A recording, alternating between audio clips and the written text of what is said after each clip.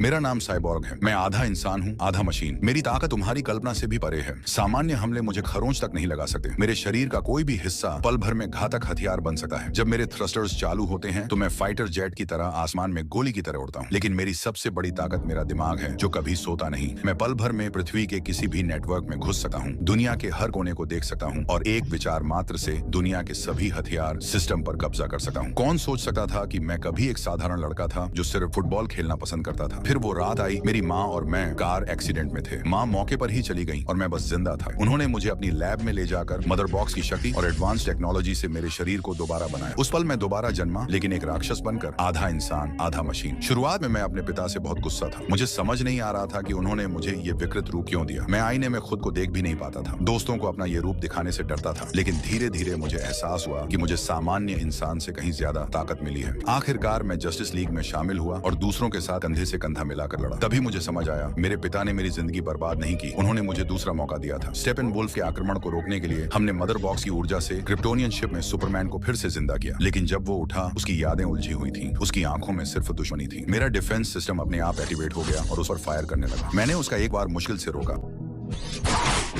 फिर भी कई मीटर दूर जा गिरा। जब सब कुछ खत्म लग रहा था, तभी सुपरमैन की गर्लफ्रेंड लोइस आ गई। उसकी मौजूदगी ने उसे शांत कर दिया। जब लोइस ने उसे गले लगाया, उसकी सारी यादें लौट आईं। फिर उसने वो काला सूट पहना, पुनर्जन्म का प्रतीक, आसमान में उड़ा, सूरज की रोशनी सोखी और अपनी असली ताकत वापस आई। स्टेपेनवुल्फ से अंतिम लड़ाई में वंडर वुमन और एक्वामैन भी उसके सामने नहीं टिक पाए। वो सीधा मेरी तरफ आया। मुझे लगा अब खत्म। तभी सुपरमैन मेरे सामने आ खड़ा। मेरी ताकत और सुपरमैन की शक्ति मिलकर हमने मदर बॉक्सेस को हमेशा के लिए अलग कर दिया और संकट खत्म कर दिया। उस पल मुझे आखिरकार समझ आ गया कि मैं क्यों जी रहा हूँ।